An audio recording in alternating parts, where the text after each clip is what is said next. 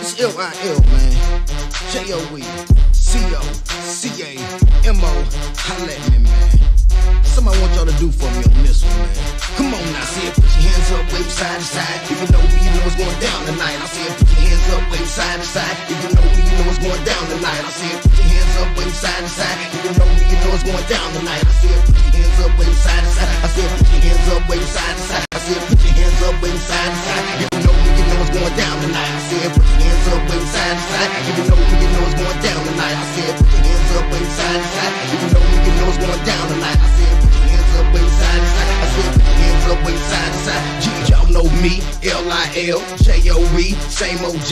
Back in the club and I've been low key. Pass that drink, pass that weed. To the bar, let's get tipsy. You know Hennessy and ice on me, and I'm gon' get it straight bubbly with the freaks to the top in the VIP. So put them grands up, gon' put your hands up. Cleveland in here, I want everybody to stand up. We been drinking, the beats banging, so man up. And we sweating bad, so what the cut? Put your hands up, wave side to side. You know what's going down tonight. I see it, put your hands up, wave side to side. You know what's going down tonight. I see it, put your hands up, wave side to side. You know what's going down tonight. I see it, put your hands up, wave side to side. I see it, put your hands up, wave side to side. Jimmy, put your hands up, wave side to side. Oh yeah, she wanna ride with a star tonight. No, she wanna ride with a baller, right? Oh no, she wanna ride with a hustler type. All day, all night, with me, for life. She wanna drop the top and talk that talk and walk and make girls wanna model. She wanna sip out of Grey Goose bottles, ride good out of brand new Tahoes. Oh yeah, 150 on the throttle. Oh yeah, she's bad like hollows. Everywhere she go, they follow. Underneath her clothes is cargo. The riches of escargot go. The riches of escargot go. Put your hands up, wave side to side.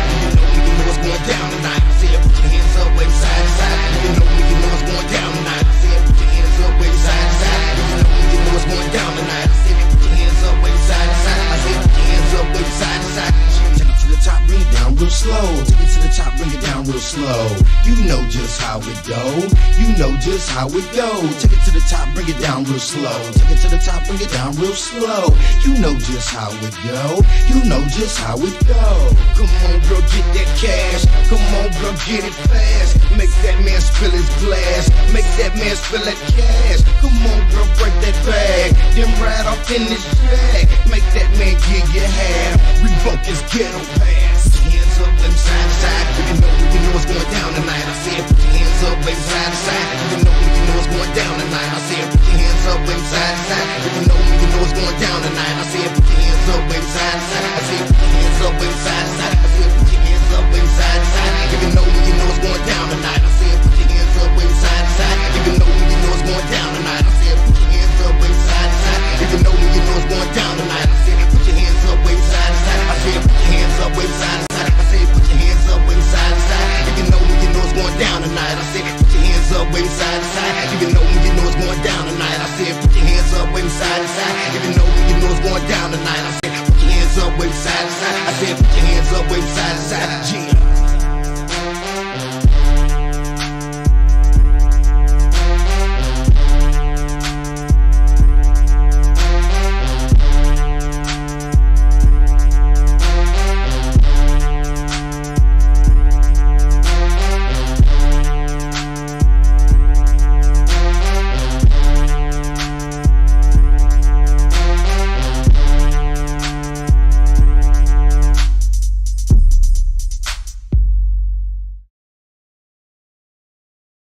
Are you gonna listen to the move? I've been out the loop since '09. Yeah, I'll be back to get at that though. Check this. I'm at the motherfucking house last night. Guess what the fuck I see? What you see? Shamika, what's up? Fuck you think you fucking with? It's Maxwell, bitch. Fuck you in them shoes. Bitch, I'm about to stalk you with these shoes. I thought I told you to get a jump to Crazy D. I did give it to Crazy D. You know D, you must have seen money in that. You know he used to produce those nudie DVDs. Fuck you, thin man. I know you did it. Don't let your mouth write a check, cause I will take it out on your ass.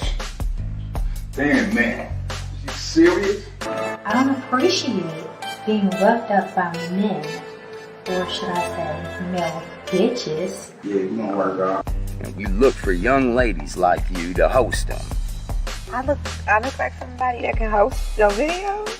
That's right. So go change, cause we ain't got all day. Get off the her.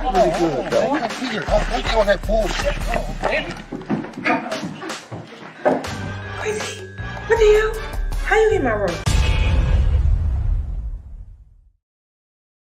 At the very same time that America refused to give the Negro any land, through an act of Congress, our government was giving away millions of acres of land in the West and the Midwest, which meant that it was willing to undergird its white peasants from Europe with an economic floor. But not only did they give the land, they built land-grant colleges with government money to teach them how to farm.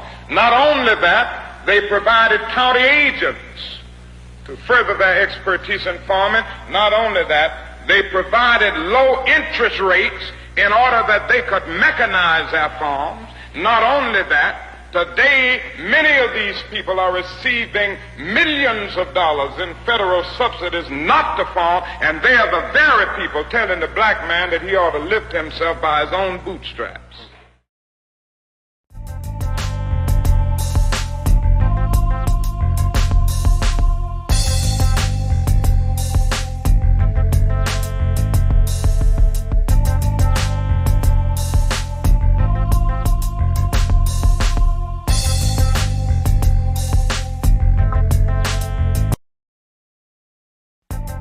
Here's the thing about your movie, why I made a curator's pick of the Hollywood Fringe Festival. Community, heart, you're saying.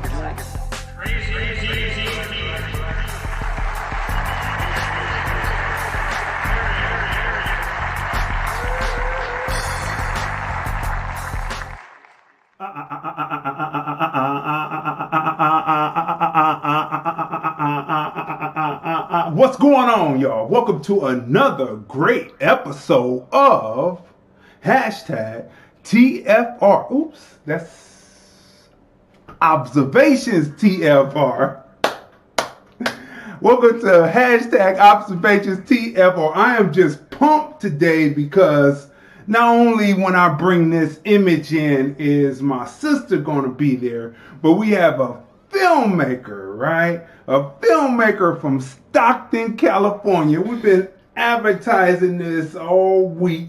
The phone lines are open, 213-943-3358, 213-943-3358. The chat lines are open at the Film Review Live channel on YouTube. Make sure you smash the subscribe button, the like button, the share button. Let everybody know that this is on. Leave your comments. We will read them over the air. We want to shout out to all of the people who are watching us on the various platforms that we are streaming, simulcasting on right now.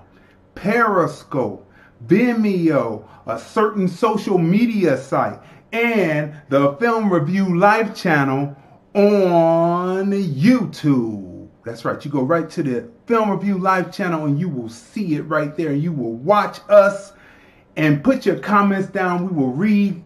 And also we are on Blog Talk Radio, 213-943-3358. So without further ado, I'm going to bring in my sister and the man of the hour. The man of the hour, the one we've been advertising all week long. Fresh from Stockton, California, making it happen as a do-it-yourself filmmaker. I'm talking about none other than Keith Lee. What's going on, people? How y'all doing today? Let's just check out the mics real quick. I had you go first, Tanya, as usual, and then we have Keith come in, but I did hear that I could hear him. Hopefully, Keith, you have some headsets so we won't hear the feedback, because we're going to hear some feedback if you don't have headsets on.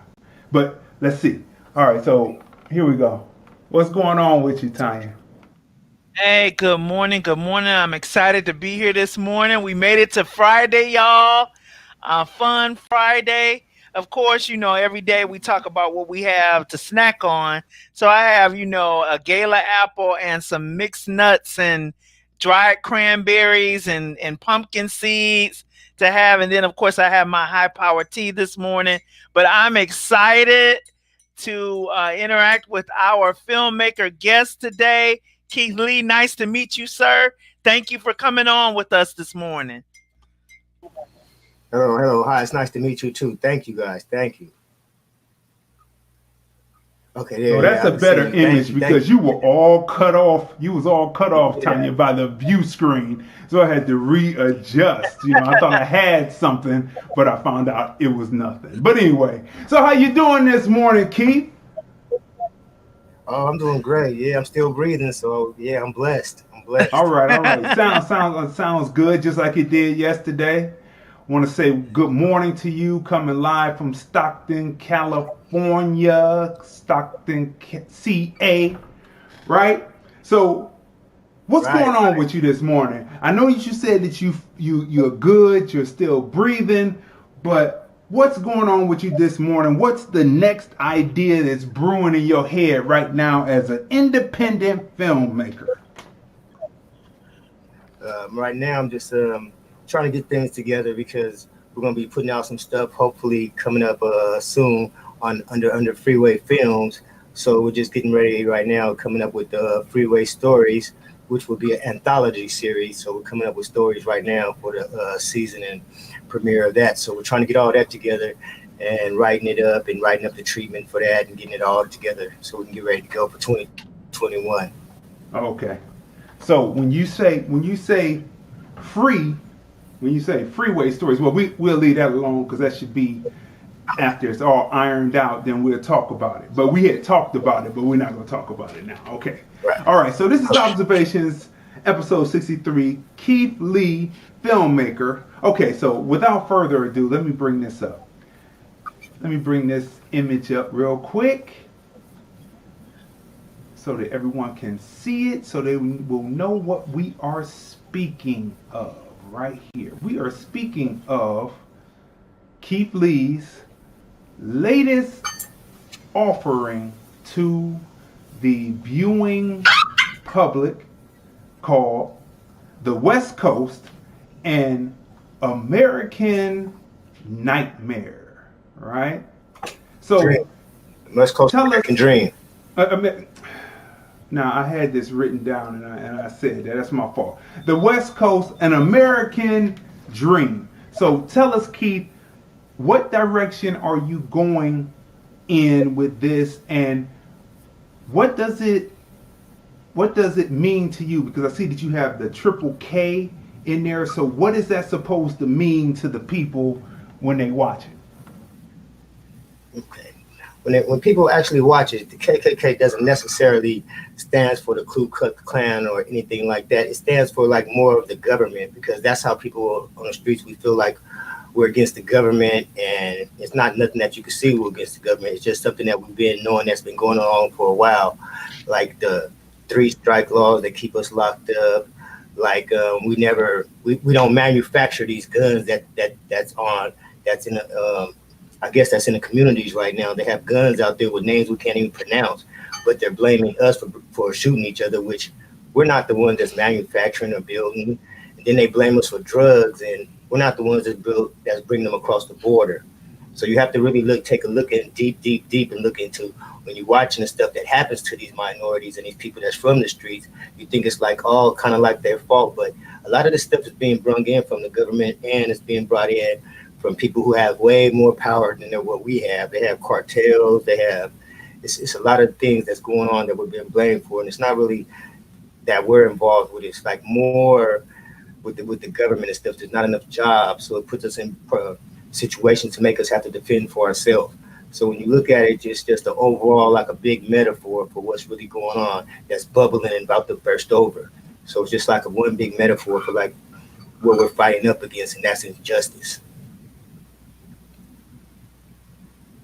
That's what we want to hear. So does the reference to the triple K in the name, does that also mean that somehow or sometimes the Triple K affects the actions, the metaphor of the Triple K sometimes affects the movements or the morals of American black people, where they would go at each other? Does that mean that also? Yes, because you also have to take a look at that. There's a lot of people that's in power that are prejudiced. And you don't know that when you go into court that this person might be prejudiced and give you more time just because of the color of your skin. So it's a lot of factors that's behind the scenes that's playing into why we're getting locked up. Like when the crack epidemic came years ago, they took a lot of brothers and sisters off of the street because they were selling drugs, and they considered selling drugs as if you was a gang member. So they gave you the same amount of time as a gang member when that's not really what you were or anything. So it was just a plan to get everybody off of the streets. So it's a lot of things that's going on behind the public that's prejudiced, and there's nothing you can do about it right now because that's just the way the system is set up right now. Until further on, we could weed out the bad and get in all of the good people. But behind the scenes, you don't know. It could be somebody prejudiced that's keeping you and holding you down from a job or anything, because it's like there's not enough jobs in the world for everybody, but some people can get through if you know somebody. So it's kind of like a no person thing too here now. And if you're black and you know somebody that's in a powerful position, then that's not a minority, then they definitely probably hire you because you probably stand out. But right now, it's a lot of prejudice in this world right now, and they're trying to cover it up. But they know that it's a lot of injustices, just like with the police killings and stuff. The police could kill a minority, and when you go to court and stuff, they get off for the killing. So you know it's a prejudice thing because all your facts that you have hold up. The fact that the police have is none because it's being justified even on video now. Even with a video killing, they're still not getting what I say our rightful due, because when we go to court, they're getting left off. I mean, well, they're letting the police off for free. I mean, they're not even going to jail, most of them. And if they do, they're letting them bond out. So, you know, it's definitely a lot of prejudice stuff going on behind the scenes. Well, let's go here because I cut up a presentation to give people an even greater understanding, middle standing, and overstanding of who you are as a person. As the woman says, he is an advocate for Stockton, California movie makers, right?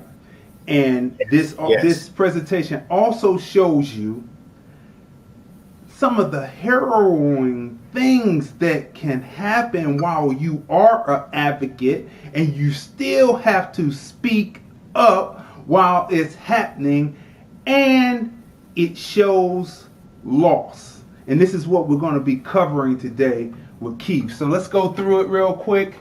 Let's bring this up so that we can see it, and it goes like this. The reason we're here is because, one, to pay tribute to Janet Leigh for really putting filmmaking and acting, on the map for Stockton. And it's a big step to be able to have a film director, filmmaker, independent filmmaker from Stockton, Golden State Studios. Golden State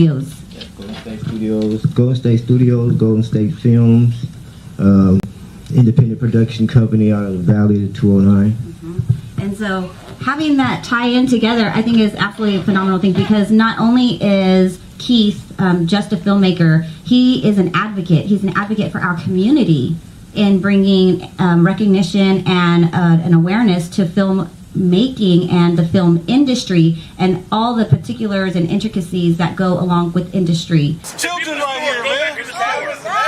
Ain't no real guns over here. Ain't nothing real over here. It's kids over here, bro. Obvious. Look. This is what I'm talking about. This is how it go down out east. Thank you very much. Look, I appreciate that. We're just going to make sure this is all good. I know we have kids out here, man. What, you got something to say real quick? It's real out here, that Mudville shit, bro. Can't do nothing progressive without getting harassed. Ooh, he got the target on me. If I move wrong, he gonna knock me down with that. Hey, you ain't got to keep that pointing on me, bro. You ain't got to keep that sniper gun on me, man. I ain't got no weapons, no nothing on me. And you got a sniper gun? Look. Sir, with a golf hat on? I don't know. I can put the golf hat. Would you mind telling me? You can leave your boom right there. Nah. If you know it's a boom, right? Let me get it rubbed again because he said this was gonna happen. I told you this was gonna happen, bro. I told y'all gotta have some signs that say, man, it's all fake. We filming. It's life, bro. Stop this shit. They can't get nothing about no fake goods. Boss man. Yeah. Can we sit up at least? Huh? What? What is that? When did we give it to? Keith. You at the camera? Can you come over for me? Yep. Come over here for me. Hey man, can you put down? That's not. Go and turn around for me, sir. Huh? Go and turn around for me. For what? I'm next year. Oh, I thought you were put me in cuffs. You know how y'all do. Y'all put me in cuffs first. Relax. I'm not putting you in cuffs. Fair? You come over here. This is a nice young lady. Sir, can you come over here? Hey, watch how you pushing me though, bro. Because you're not listening to me. Let me talk to you guys real quick. All right. Okay. Does that make sense now? Yes. Makes a lot. You gotta understand where we're coming from too. I understand where you guys are coming from. Thank you for being nice. Understand where we're coming from. The man here was concerned about young kids out. Oh yeah. I've worked here for 20 years, folks, and I've seen a lot of kids shot, a lot of kids hurt with live gunfire. That's very okay. So we're gonna be safe, and we want to make sure you guys are safe. I understand that things get a little dicey. However, just realize, call us, letting us know you guys are out here shooting fake guns. This is a thoroughfare, folks, right? What do we say when we call you? Just call us and tell you. People call all the time. Yeah, you just we're go doing down a there and music tell them video and/or video. We're out here. We have fake guns. They're gonna let us all know through a message over our computer. Just let us know, and then that'll alleviate the phone calls. Let me pause that for a minute before we go on. See, when you're drawn down upon by Stockton police, right?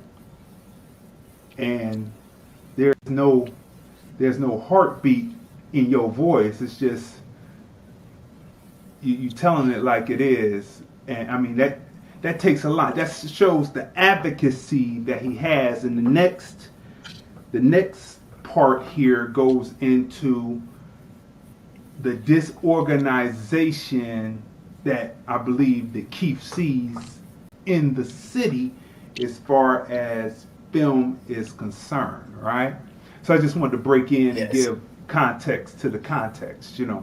All right, so let's continue on. Yes. My advice to you is not to have fake guns and not to do that. That's my advice. I went down there and talked to the film commissioner, and they don't have a film commission. That's why. Let me finish. They said they don't have one here, and they said that they don't have no jurisdiction. It's just a free shooting place. Like I filmed in Sacramento before. I had to go pay for the police. When I went downtown, they told me that we couldn't pay you guys. But you're right about making a date and letting you guys know. Just call us. That's all we're asking. We was trying to do this in like 10 minutes and get out. We was trying to do it in 10 minutes and get out. Hey, what's up? Facebook, Twitter, Instagram. My name is Keith Lee. I'm the writer and director of the new film called The West Coast: An American Dream. We'll be playing on March 28th at the Janet Lee Theater here in Stockton, California. We sold out of tickets in one day. I want to tell everybody thank you for buying tickets. Cash App, DMing me, buying tickets on the streets, buying them from my house. Thank you, everybody. But on March 28th, we'll be having a film premiere at the Janet Lee Theater in Stockton, California.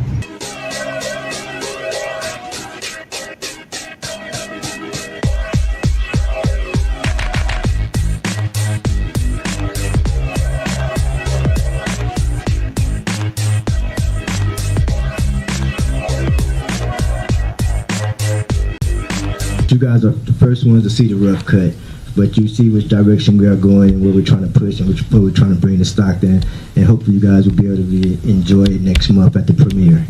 Yeah, they call me Young Mix, East Side, Boy, I'm about my thriller. Bitch, I ain't no Kodak, but my black thing shoot pictures. But not the let's go, I just know exactly where I'm gonna hit them. Got me zooming in for that face shot till I got me a clear vision. Color beam at your melatonin, trying to give you a split image. I paint a nigga whole body red, but I ain't talking about no filter. Catch me off in traffic, swerving on your bitch whip. And I got a face down low, just put lipstick over my dick. We see I'm drifting, gotta all through them lanes. As soon as I hit that bitch house, I'ma beat it up like a slave. Then I'm on to my next bitch like a loose dog and no chain. See, I got diamond cash in my necklace and drop 5 there on that ring. I found me a new connection from my mate bitch in LA. And all she do is give me lip sex on next shots with that brain. Oh yeah. So, that is a quick edit that I put together that represents his advocacy, his push, his hustle, his desire, his promotion, his marketing ability as a do-it-yourself filmmaker. And in the end, it's a tribute to him, the loss of him losing his younger brother, just last month. I mean, it's a shocker. And I told him, I said, man, I listened to his flow and I was like, that's incredible. So we're going to move through that. I didn't mean to make anything happen like that, Keith. I just wanted to make sure I get a tribute to you and get a tribute to your brother too at the same time, And so let's go through this. Let's back up first. Let's go back. Let's go back to a conversation that we were having yesterday about what Stockton, California was like even before you were born, your great grandfather. Let's go through that. Let's pull that through.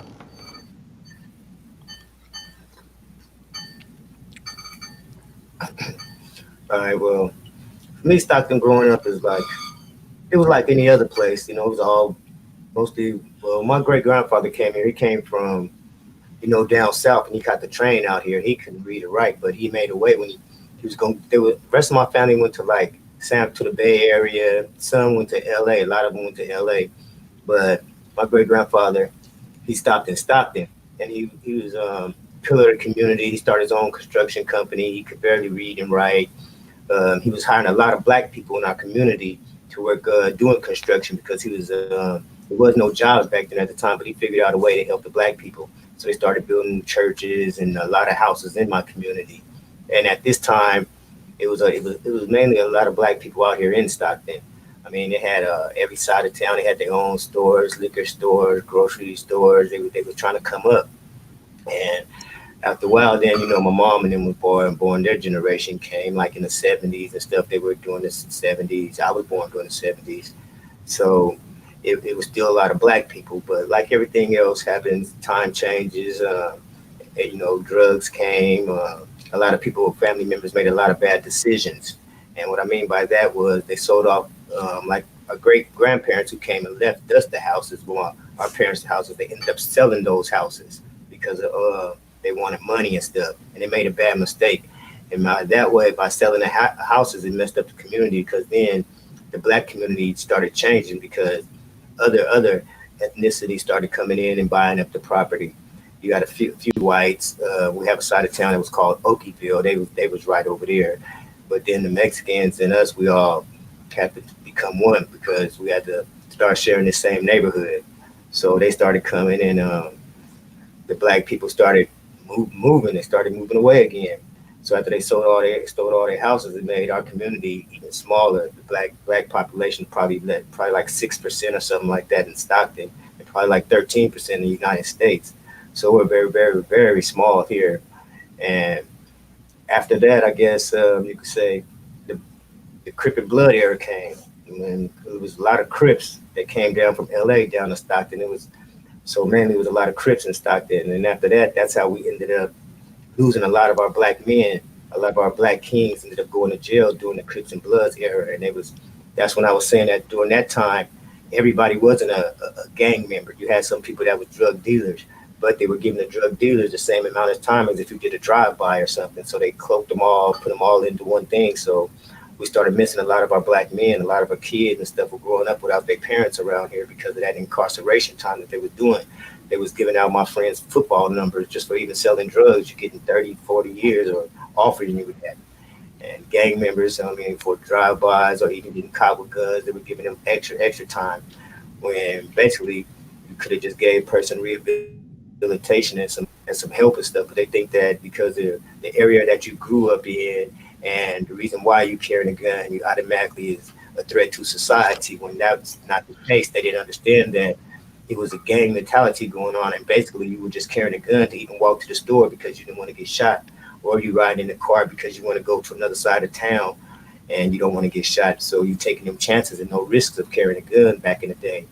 And that got a lot of people incarcerated. So we started losing a lot of our black men around here. So our percentages on black men went down. So we really don't have that many because a lot of men are incarcerated and they steadily locking them up. There's no rehabilitation program. There's no welding or construction schools or anything like that here. So it's basically you're fending for yourself. And right now it's like the jobs, there's really like not too many jobs here in Stockton. It's more or less like companies like Amazon moved here a few years back. So that kind of helped the minorities here because that's the biggest thing here is Amazon.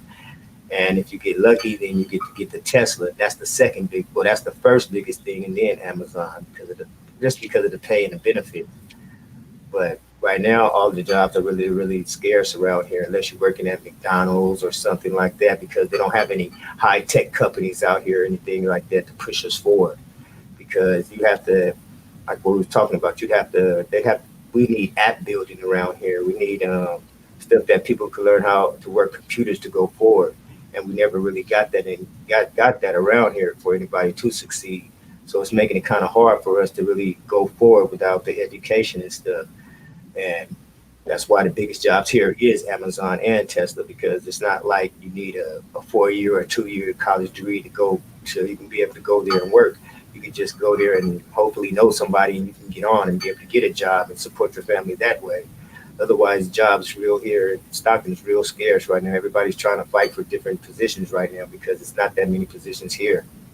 So it's definitely been a big change from when my great-grandfather and everybody came from the South, because when they came from the South, their biggest thing was go to school, go to college, buy a home. But the second generation after my great-grandfather, that's when they didn't catch on to that. Nobody else finished going to 4-year college like down south, Atlanta and Alabama. Their biggest thing is finish college, buy some land, buy some houses. But that wasn't instilled in us down here. Some type of way we missed that. And if we can get back to that, then it'd be great to buy land and property. But the way everything marked up right now, it's impossible for us to even buy one house, because of the Bay Area has changed everything in Stockton so much that them $1 million houses up there made everything down here. Our house is going for $500,000, $300,000 easy in a bad neighborhood.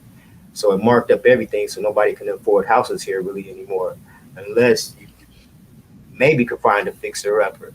But when my great-grandfather came here, that's what you could buy. You could buy land, it was just open for everybody. You could buy acres and everything, and now everything is just so tight that you won't be able to buy anything now unless you really, really come here with at least $400,000 now to be in a right neighborhood or something like that, because our small houses is like $300,000 now for 1, 2. Well, I say 3 bedrooms. Like on my side of town, the east side is like $300,000 starting right now.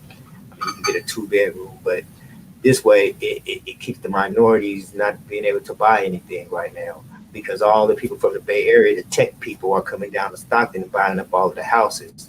So if you're not in that market right now, it's going to be hard. Hopefully things will go down, since they're saying that everybody from the Bay Area is moving out of the Bay Area and trying to go, like buy houses like down in Tahoe, and everybody's moving from the Bay Area. So it's going to maximize all the rent to come down a little bit lower, because they're still going to need people to live in the city, because all of them people that were tech people came from Silicon Valley, and they had boats and cars, and they drove to San Francisco to the little small apartments, and they made the rent go up there. Like a studio probably is $1,500 to $2,000 for a studio now in the Bay Area.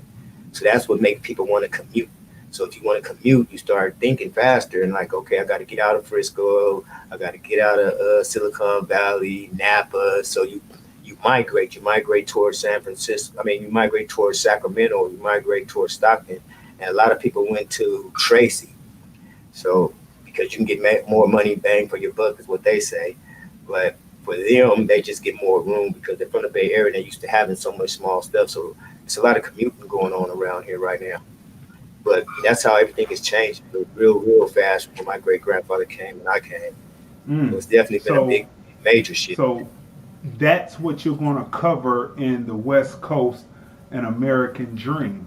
Is that what you're going to? Because the first one, you made sure that you got, because COVID hit, right? But you made sure that you got the pilot, done and got it up, right? And it's a 6-part series. It's a mini series, basically. And and you're going to cover that reality, because in the film, when I watched it, you had an older gentleman telling the history of Stockton, right? And it was kind of like a lament, because it's not like what people think. There is no real black and brown coalition. Is that right? Exactly. There's no one right now. Yes, I used the older character because I wanted him to represent Stockton, and I wanted him to represent more of knowledgeable, that he has been here for a while, and he was like a generation. He felt it, he knows what's going on, and he knows his hand is on the whole pulse because he's been here and he's seen the change, and he knows how when he used to, because we had the neighborhood that we grew up in, what they did was, the government did to stop us from even elevating, they put a highway through our whole neighborhood. I used to live on the same where the highway is now. Me and my mom and my brother and stuff, my older brother, we used to live in a house, but the government came and they decided they want to put a freeway through Stockton. And in order for them to put this freeway through Stockton, they would have had to put it through the east side. And that's where my whole family is from. My great-grandfather, grandfather, grandmother, mama, uncle, brothers, we're all from this one side of town, from the east side. And they put that freeway through. And when they put that freeway through, it caused a lot of problems because a lot of people had to move. So it made a lot of black people move. They sold their houses because the government was giving them more than what they, almost double what they had for their houses. I mean, a few people didn't stay, like my friend's mom and Eric's grandmother and Eric Sloan, she stayed and kept her house. They didn't build it through her house, but a lot of people sold out. And what that did was, we already had a lot of asthma going around in our neighborhood and stuff, a lot of it. But now we have a lot of fumes that's coming up into the air, and a lot of people's getting sicker. A lot of people got cancer out here in the neighborhood, asthma, and not knowing why. But it could be from this freeway, because they put up big old poles in the neighborhood. Look like they have cameras on the top of them. And they're supposed to be just for the pollution. And people come like once every month or something and check. It's supposed to be for the pollution. So they know what's going on around here, but they built that freeway right through our neighborhood, and that kind of messed it up around here. And on top of that, they built we got a what is that called? Where they throw away all the trash at around here too. We got one of those in our neighborhood. So the government, they know exactly what they're doing. Even these government officials in our own town, because they claim that they're helping a lot of people and the homeless and a lot of things. But if you drive through our town, you'll see exactly what they're talking about, and you'll know that that's not what they're doing here. So it's a lot of people that's up there. These are city officials that's not really doing what they're supposed to be doing, but everybody making it look good.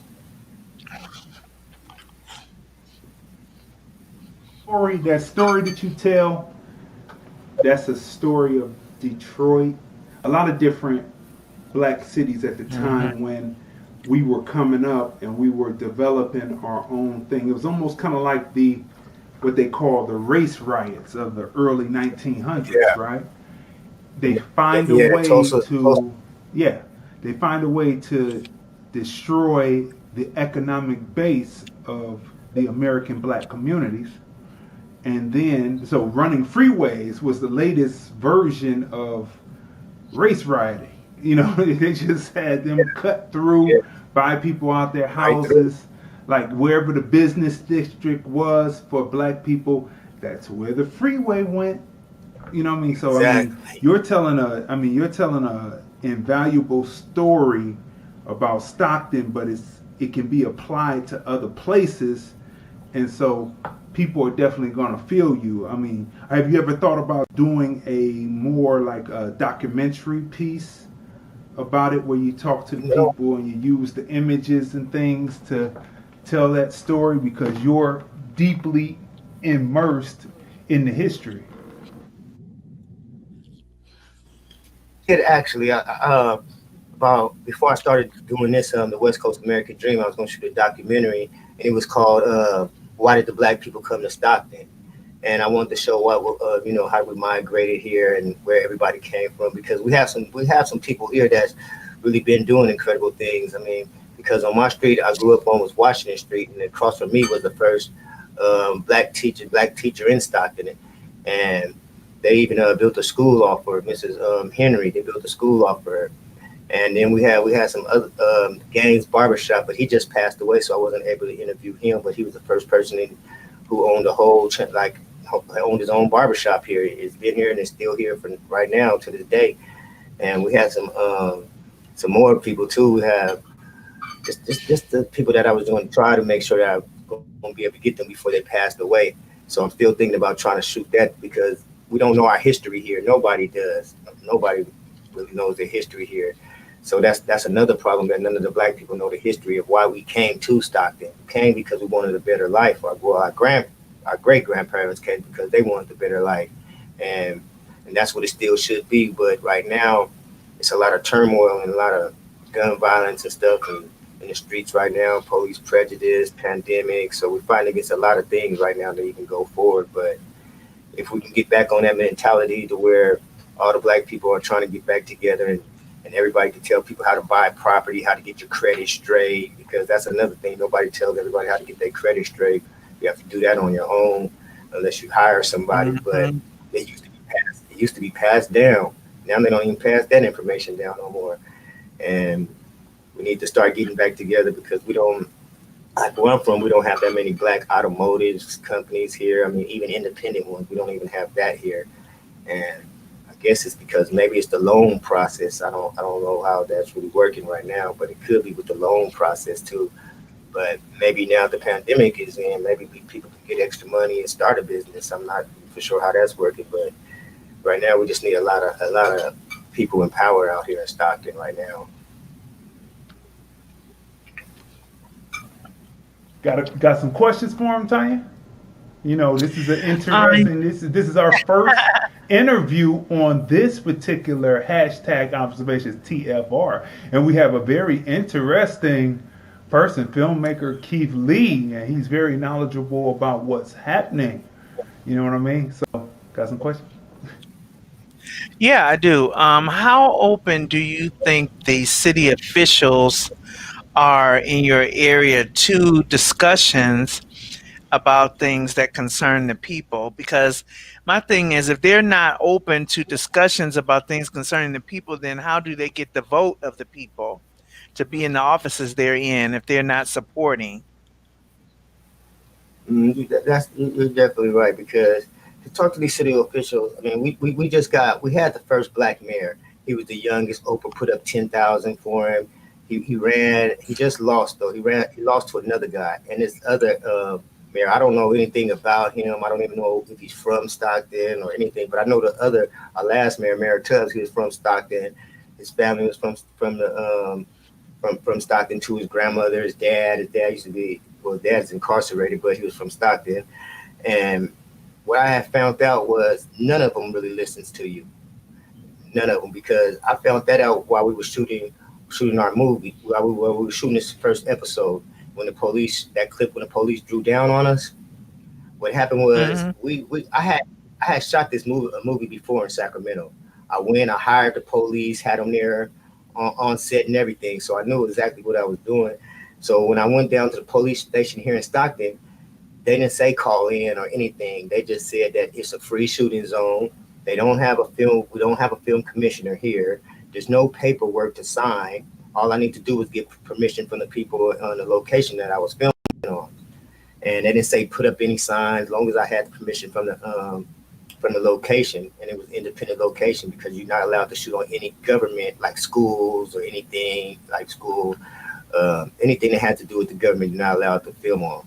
And that particular day when we were filming, I felt like we were set up by the police. And I say that because we had been there filming already. We were there filming. And when I was saying for the next scene, I was getting ready to say, and action. So when I said action, that's when they started yelling, put the guns down. And we didn't even notice it was like 20 police behind us. So that means that they had already made a call, called in, got together, because the guns that they had on us were like machine guns with infrared on us. And if you're from the streets, you know that the police can't ride around with those cars like that. I mean, with those guns in the cars like that. You have to get them and unlock them and take them out of your building. Those are special guns, and they even had police on the other side of the building. So they had set us up to make it seem like we were stupid and we didn't know what we were doing.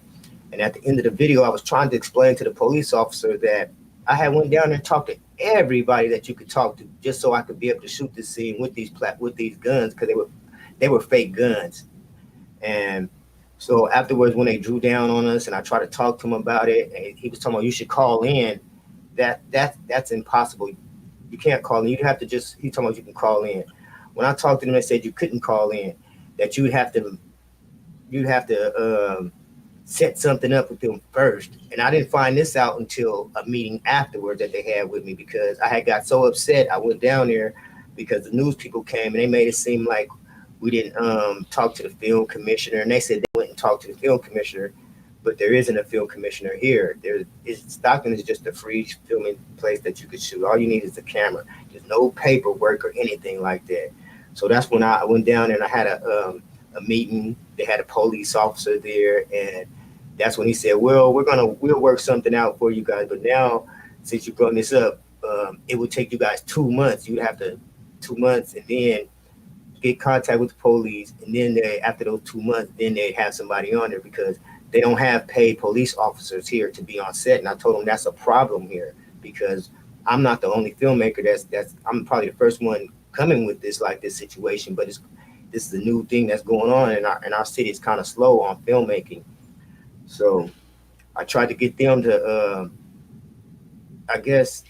get the police to where we could hire them for $75 an hour, because that's how much I paid. So they said they were going to work on that, and they was going to get contact with me, and that we would be able to make a web page and say the logistics and everything, and index to where people would know the ins and outs about shooting in Stockton. But I went to talk to my city councilman, and she wouldn't even call me back. I kept calling her because she's the District 5 over the area that I'm in, to where the police had drew down on us in my neighborhood. So I called her for meetings, and her name is Christina Fugazi, but they wouldn't meet with me afterwards. So I would record the phone calls. I still recorded stuff and put it up there, because I figured that maybe I should be the film commissioner, since we don't have one here. And I felt like right. That's right. That's what I told. That's what I told you, Keith. I said right. You should start it. Get all the organizations. Put that book together with all the different places to shoot. You know what I'm saying? Get that organized and everything. And let me say this, because we're getting into the politics of things. This is observations. TFR is just our observations, our opinions on things through experience, right? And the views expressed of the guests are the views of the guests, and so not necessarily the views of hashtag observations TFR. Let's continue on now. We had to do that quick disclaimer. Now, so I had spoke to you about being the film commissioner, because I saw that you had sat down with a person, and he was pretty much, from what I could see, blowing smoke, right? And it seems like there's no organization there amongst the Caucasian people. I don't know what's going on. Right.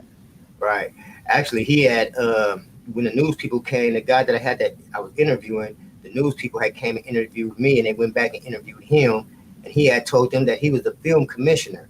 But he's not. I don't know why he said he was. There isn't one. Yeah, so he told the film people that. So it kind of made me look bad on TV, saying, yeah, we talked to the film commissioner. He said that they should have, you're not even a film commissioner. You're just a representative here. And you own, matter of fact, you don't even own nothing. You're just a representative here for Stockton.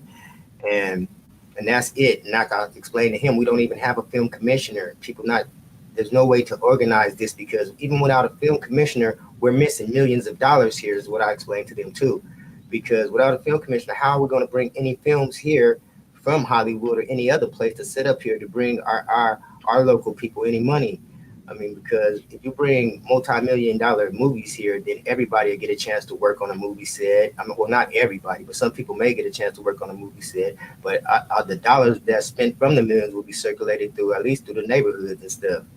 But without that, without film commissioners, there's no way to get anything done around here because there's no one to talk to. There's no one to even go get your locations, paperwork from, or even tell you where you can shoot at or can't shoot at. We don't even have a web page here that tells you the ins and outs and the rules and regulations of filming in Stockton. There's no rules and regulations nowhere that you can even find for filming in Stockton. So we need to really come together about that. And hopefully with this new mayor, I'm gonna talk to him and see where he's at about being a film commissioner and having one here, because I know that our last mayor, he hired his friend to just go around and film for him. So that's what the last mayor did. So I know that there's money for this because this is art. And I don't know why they're not treating it like it's not art, because it's definitely art. They treat everything else here like it's art and give all type of grants and everything, but it's not really pushing it for the film side right now. Because when I was in I've been in three different film organizations. Like in San Francisco, I was in the Film Arts Foundation. We don't have a Film Arts Foundation here in Stockton. I was in that. I was in an IFP in Hollywood. I was like, when I was 20, 21, I was in an organization called Brotherhood, and that was like all the filmmakers in the Bay Area were helping each other because there was no union jobs in the Bay Area about 20 years ago for Black people. So my friend by the name of Armand Garrett and Otis Best, they knew like Jeannie Rucker, and Jeannie Rucker was the film commissioner of Oakland at the time back then. So they would go talk to her, and she would help the Black people. She would tell them about the jobs that was coming in from Hollywood, and then that way they'd go hire us and hire different people, because we had a friend by the name of Marty Jones, and I had met him through Armand and Otis and his sister Regina, but they were Black filmmakers, and I was from Stockton. I had just met them, but they had introduced me to people who was on a higher level than me. And Marty Jones was working for Underdog Films, and Underdog Films was from Los Angeles. But what Underdog Film was, they was mainly doing videos. They did MC Hammer videos, Pumps and the Bumps 1, Pumps and the Bumps 2, E40 videos. And then that's how I started working on videos, because of that connect. So I started I interned first, and then I started PA and getting paid off. I started getting paid for working on these videos. But that's how another thing, we need a film commissioner, and plus we need a film foundation here so that we can go into a small office and get the paperwork and stuff and that we need to be able to go out there and start filming, because we don't even have that there. Right. So let me say, for the people who are just coming in, we are in the middle of a very interesting interview with filmmaker Keith Lee from Stockton, California. Now, his latest offering is up on Amazon Prime. Did I neglect to say that it's up on Amazon Prime right now, right? The West Coast, An American Dream. The West Coast, An American Dream. But this is not his first rodeo in making film. So, we have his covers, we have it ready. Greedy is a film from the 90s. Let me tell you, this film it's incredible. It's incredible. What's so funny about looking at things that happened in the 90s, people were wearing the baggy clothes, so it kind of looks the same, but then it's not. But, it leaves you with a cliffhanger and makes you want more. And then you can tell them what Fumes of Fury is about.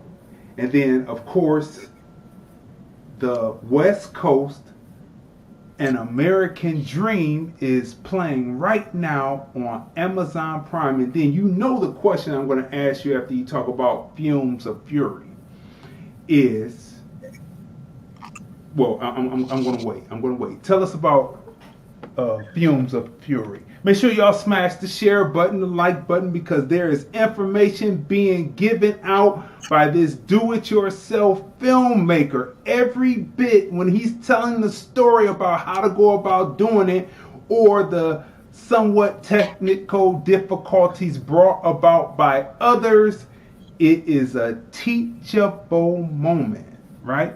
So what's Fumes of Fury about? Okay. Excuse me. Fumes of Fury is it's more of a docudrama. It's like a movie with inside a movie with pictures and I guess music to tell the story, recreation with a sound over to tell the story. But what it is it's about graffiti, but it takes you through how graffiti was an art form, and it changed from being an art form to where you have these artists, quote artists, who go out there and just write their name and tag it and cross their name out. So it was like a whole different world besides graffiti. It was like they were like in gangs and shooting and stuff over backpacking and stuff at the time. And the reason why we had came up with this concept because my neighbor, he was my cousin and my neighbor are graffiti writers, and it was changing over to when people were writing their names, people started crossing them out. So they started turning into like small gang wars and stuff. And this movie was kind of like how I ended up making this movie was I did all the film stuff, but at this time the whole medium was changing over from film going into DV. So we shot this mini DV. I was in school at the time learning editing. I went back to school to learn Final Cut Pro and all that. Just Final Cut Pro I think at the time, to learn Final Cut Pro. And I was supposed to actually shoot this movie through school, and we was gonna use all of the school equipment and stuff, but they was supposed to let me do it after my last semester because I had been there I was getting an AA, and it was like my last semester, and I was supposed to film, but my professor had called me in that summer, and he was like, Keith, we're not gonna make Fumes of Fury, we're gonna make a movie script that I wrote and directed, and you can assistant direct, but the other professor on the campus is gonna assistant direct, so you can assistant direct. I was like, well, you guys go ahead and make that movie. I'll just go on and do what I can and make what I can. So basically I had shot and edited. Edited the whole thing. Yeah, but it wasn't like my best work. I was really doing it out of anger because I wanted a project out so bad. So I just got my friends together. We just went out and just shot this on mini DV, and I edited and everything and put it together.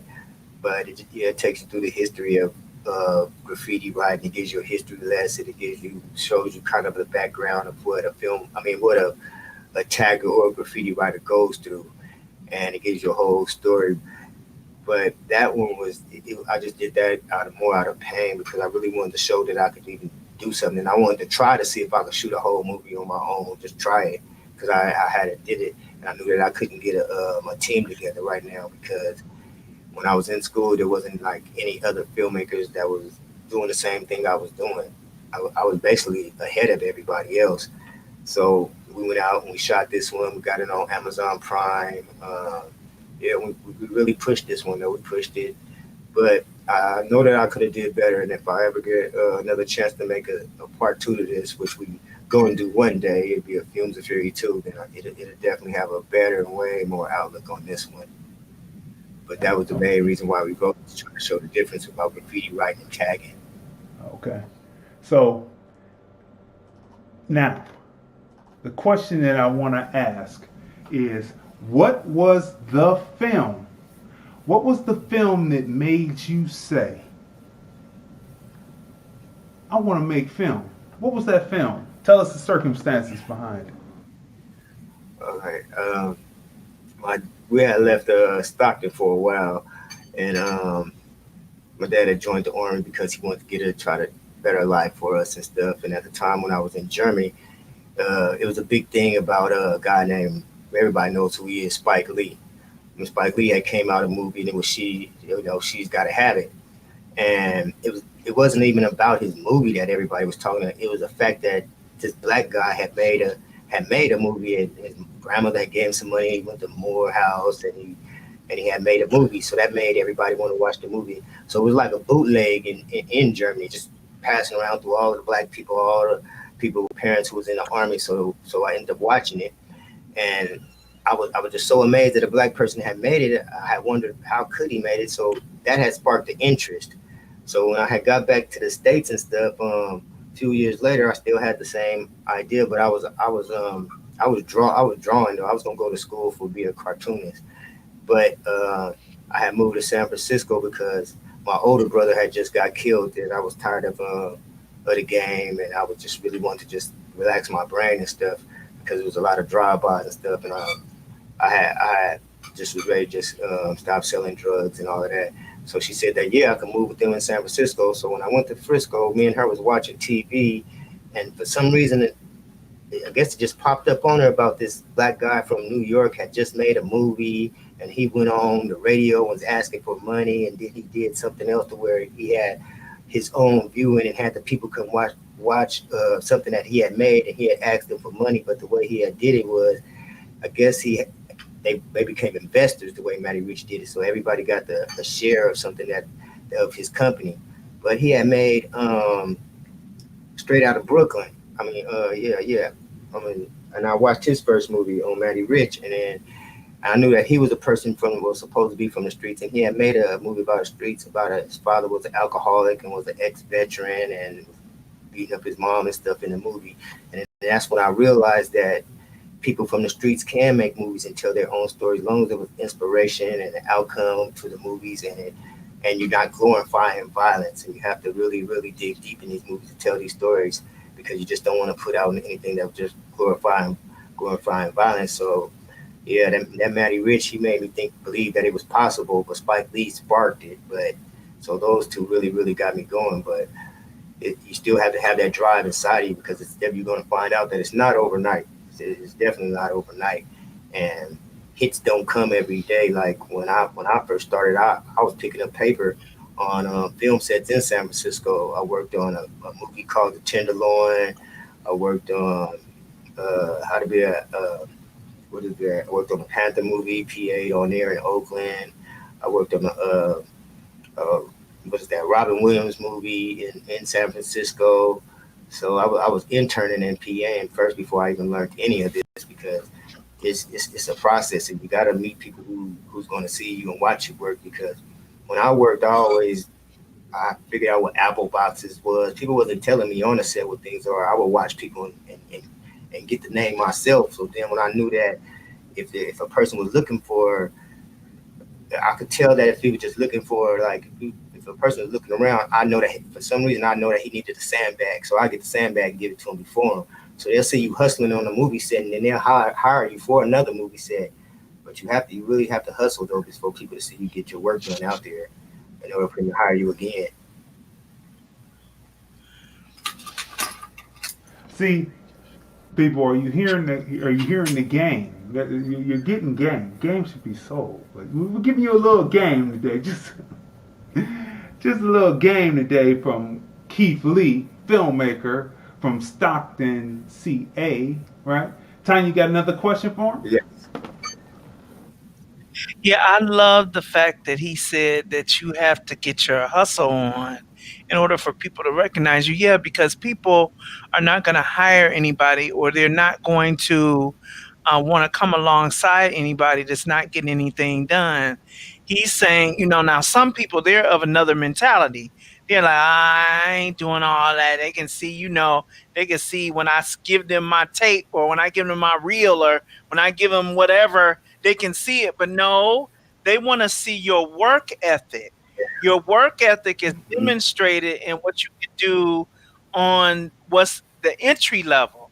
Your work ethic is demonstrated there. Then not only will people be looking at you to bring you on for different other parts of the job, they'll start asking you, well, hey, do you make film? Because you're around, I see you around, so then they'll begin to ask you because they like your work ethic. So that was a very very insightful thing, and people need to really get that in their spirit, that you have to show something. You got to show some intestinal fortitude. You don't see enough of that these days. Yes, you're so right. You are so right. Okay. So, as we go through the presentation that was edited up, we have to come to a more lost situation, young mix. And we're not going to go into all the detail that we did yesterday, but I am going to ask you, do you have music already recorded, and are you planning on releasing what he has in album form or EP form? Yes, what it is, my friend Smash, we're gonna take the songs that he had and put them together, and then try to put out like an EP, because right now all the songs that he has is like all over the place. So we have to like go back and get the like we were in the studio finishing up a song when this happened too. We still have an unreleased song. He's supposed to put another verse on. So we're just gonna take like a verse that he had on this song, and then another verse from another song that he hadn't finished, and then like try to put them all together so that we could piece them together. Maybe because this was a real unfortunate situation with little bro. I never even seen this coming, because even in his dream since he was younger was to be a rapper, and that's what he really wanted to be. So we were working towards that, but sometimes he had like one foot in and one foot out, so he was going to jail. But when he was in the penitentiary, we were talking like 2 years ago. We were talking before I even shot this last movie. We were talking. I was like, okay, we're gonna get this together. When you get out, we're gonna do this series. I'm gonna get the people together. So we were really talking all the time, and then we started making it happen. When he came home, he started hitting the studios. He started being in doing the videos. I started shooting his first, because this first one that he's in, we were going to put him in this, but he was going to be in all of the rest of the series. But we were going to do his own movie too. We were getting ready to shoot his own movie this summer too. So we were really pushing hard for him to really come out. So now we're going to he'll be on the soundtrack that's coming out in December. But he still got a video out. But if I do another video, it'd probably just be with a song and probably with his pictures and something to add it to it. But we're still going to push with him, because it was an unfortunate situation how he got killed, and that was where he got killed right after the same night that we had a funeral. And after the candlelight that night, you got some people out here that could be jealous, and some people that really don't really care about other person's lives, because they could have fought it out, whoever did it. But somebody came through and shot my little bro twice, shot him in the head and shot him in the leg. So it's a unsolved murder right now in my neighborhood right now, and we don't have unsolved in my neighborhoods like that. So for that to happen to him, we know that it's really something that we're just trying to figure it out right now, because that situation shouldn't even have happened like that, because he just had carried a casket to somebody's funeral that day.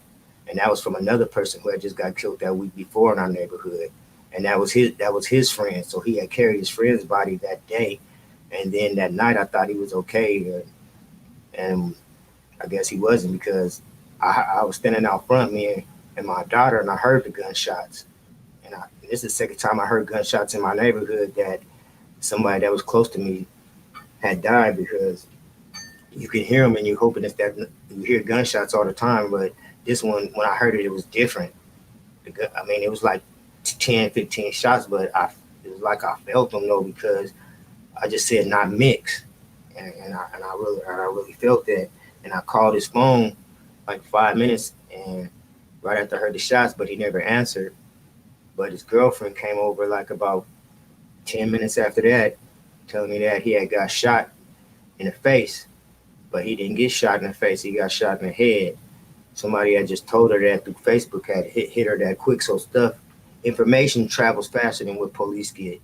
We streets get information first. But this one was just, it's a senseless killing. It shouldn't happen. I hope the person that did it get bad karma right now. But it's just like, it's an unfortunate situation that I can't even say that just for my neighborhood, because Chicago gets, they go through what they go to too, like 28, 22 on the weekend. And but it would just happen that it just happened with the same day as the funeral. So it was just so weird to us that night, that why would somebody pick that night to even do something like that, unless you're trying to hurt our whole neighborhood, because they knew what he meant to all of us out here. I mean, he was a good person, one of our Black rising young kings from out here. And to do that, to take somebody's life like that, is just really, really, really, it hurts, and it's senseless. But you have to keep going forward, and it's hard, but you just have to keep going until it's either some justice going on. But it's an unfortunate situation that a lot of black men is going through right now, because a lot of people are losing their family members because it's a lot of guns on the streets right now. And it's a lot of guns because of a lot of people have money. There's a lot of EDD scams. It's a lot of scams going on.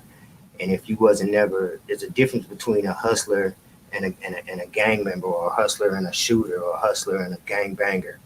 A hustler is more likely just to keep getting his money.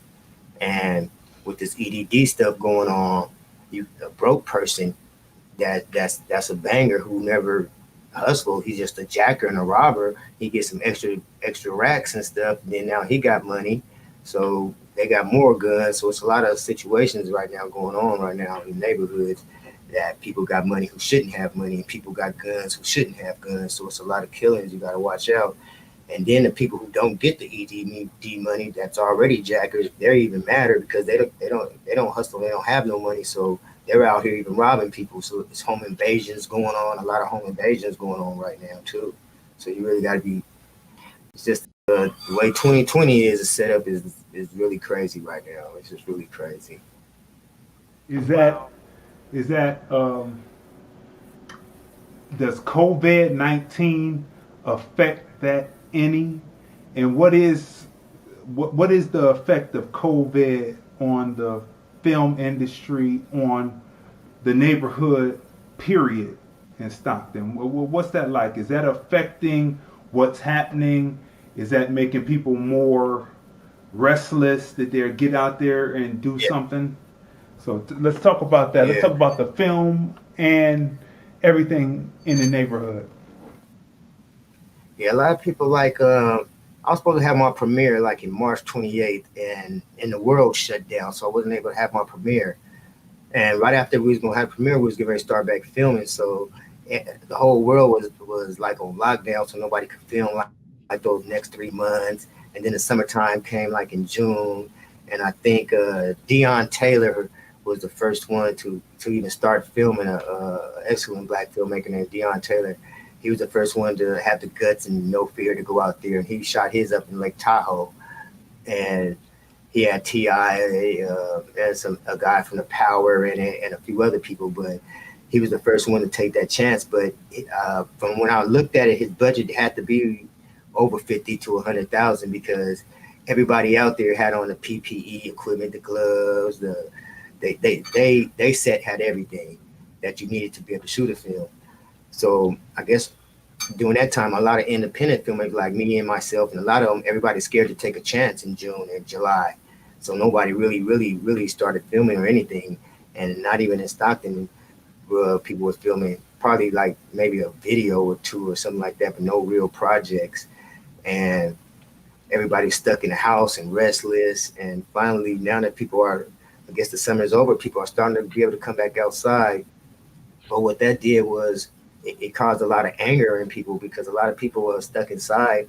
And since they wasn't able, it caused like a lot of emotions inside of people. So when they finally got outside, it started being a lot of fights, a lot of robberies, people hanging out, gathering even more. So like everybody's still hanging on corners and still gathering around. It's not like what people think it is, to where everybody's gonna stay in the house and few people are wearing masks. I mean, nobody's really following the rules here in Stockton like that. And I hate that, because it's like that. I guess I see Florida was like that, and a few other people, because it's right now the stuff is rising up. But nobody's really been able to really film. Like I was thinking about it, we was going to film like last month, but Mix, my little bro got killed, so that we had to change the story, and I haven't changed the story yet. And I still got to change the second story, because he was in it, so I got to take him out since he passed away. But nobody has really been filming anything, because I know I'm for sure ready. But now they just said they might be shutting stuff back down again, so I don't know how filming is going to go. Yeah, again, I don't know how it's going to go again with this lockdown. And with this lockdown, that's stopping a lot of people's money and their livelihood, because if you were planning on putting out something for next year, your time is going to be all backed up now, and everything on filming is basically on timing. So you know you're going to have to either wait it out during the winter and shoot in spring if everything is okay, or you're just going to try to get you some gloves, masks, and sanitizer, get you a skeleton crew, a skeleton budget, and really figure out how you want to shoot your next project, and don't make it a big super budget, because you can shoot one in your house, you can shoot one outside, but you're going to have to be safe now. And because I didn't want to film and put somebody else's life on the line, and then I don't have insurance for my company to even help save or pay for any funeral costs if they did catch it and die. Or if somebody else, I just didn't want to be responsible for nobody's hands in my life until we really get this situated. But I know that you can film, but it's a risk. It's a risk though, but I guess life is a risk. You got to roll the dice sometimes, but just be careful the way you're going to be doing it, because it's been hard for everybody. For people coming in, we're interviewing the independent, do-it-yourself filmmaker extraordinaire from Stockton, California, Keith Lee. Right?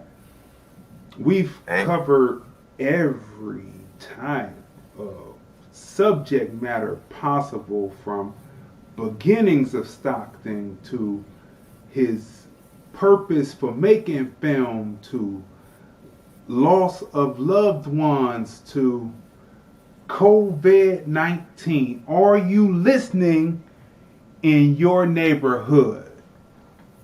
How similar is this to your neighborhood? And is it probable and possible that this is a sinister, diabolical plan? That when times get hard, all of a sudden more guns come on the street, huh? Right? Yes. Right? Like, yeah. Like, so we shouldn't fall for it. That's what I'm saying. We just shouldn't fall for it, right? Yeah. Okay. So, Keith, tell them where they can see The West Coast, An American Dream. Tell them where they can see it. Tell them how many times they need to watch it. How many times they need to say star. You know, tell them where they can see it. Okay, you guys can go to Amazon.com. It's on Amazon. If you have Amazon Prime, you can watch it for free. You don't have to pay if you have Amazon. And that's where it's at right now. But that's where we're going to put the next segment at too. The next segment will be coming on Amazon too. So you can go to Amazon Prime and check it out. And you can rent it for $5.99 if you don't have Amazon Prime. You can still rent it for $5.99 if you don't have Amazon. But it's definitely on Amazon Prime, and that's where we're at right now. So go check out The West Coast, An American Dream. It's on Amazon Prime. Hopefully, you enjoy it, you, your family, and everybody else. It's definitely about Stockton and what Stockton is going through right now.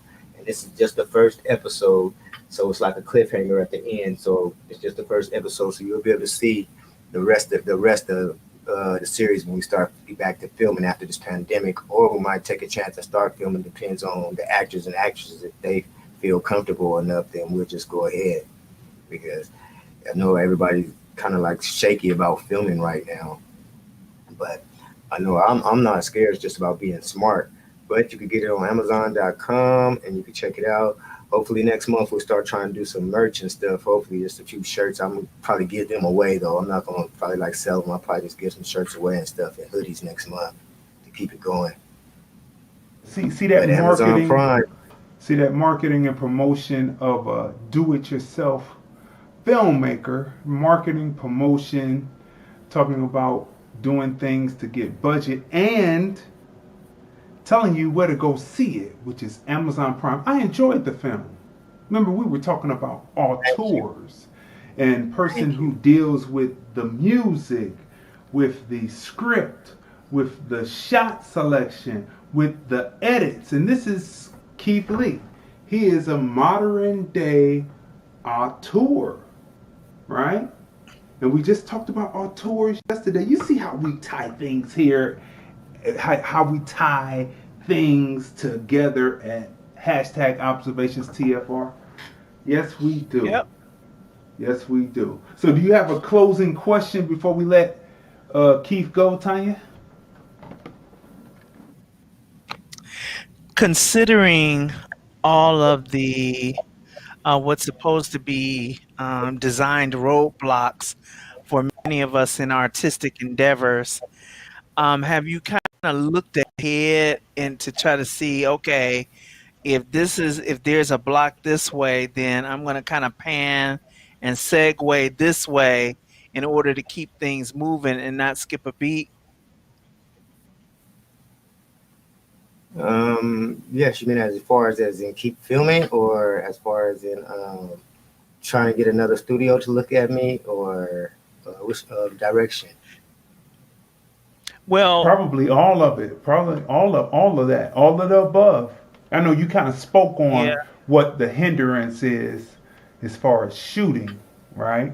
But as far as everything else, you know, the stumbling blocks are always put in front of us just when we're going to get the brass ring. Oh, we're right there. We're about to get it.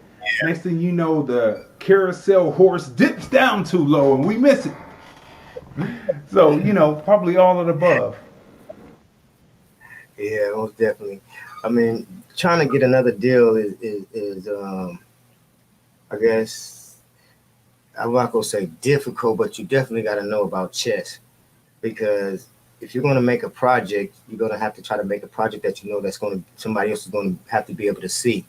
So that means you're going to have to make this project a certain type of way. And you can't take, like, if you're going like a street movie with the outcome and inspiration, you can't take that like to, say if you're going to try to get another deal, you're not going to try, I wouldn't take that to another white company that only puts out rock and roll movies or horror movies.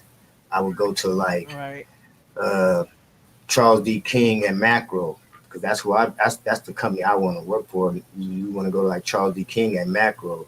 You want to go Lena White with Human Grad. You want to try to go to Ava DuVernay with Array. You know, you have people that's out there like Nima Barnett. She's like a mentor. She was the first one to do films on TV and stuff, and she did Black Lightning. You have to want to try to some type of way to get in touch with these people that can watch you and know that you're serious about your work and you're just not a fly-by-night person, because I'm pretty sure that these people get people who bring in them movies and all the time, or you've been talking to them about a movie. So you want yours to stand out. So you want to put your whole heart into your movie and make sure that it's something that you love and something that you're proud of, and that you're comfortable, that you know that you be comfortable giving to somebody else. Because you wouldn't, like, if you wanted to go to Jay-Z, if you don't have nothing and they have Tidal and they putting up stuff on Tidal, you wouldn't walk into Jay-Z and be like, okay, here's my 1 minute movie. You really gotta work it out. If you're best, try to shoot your independent movie. I don't know what you have to do, but that's what I'd go for if I'm going for these people who's on the upper level, because you want to show them what you can do and all the work that you can do, and let them know that you're for real out here and that you're just not going to be a fly by night person.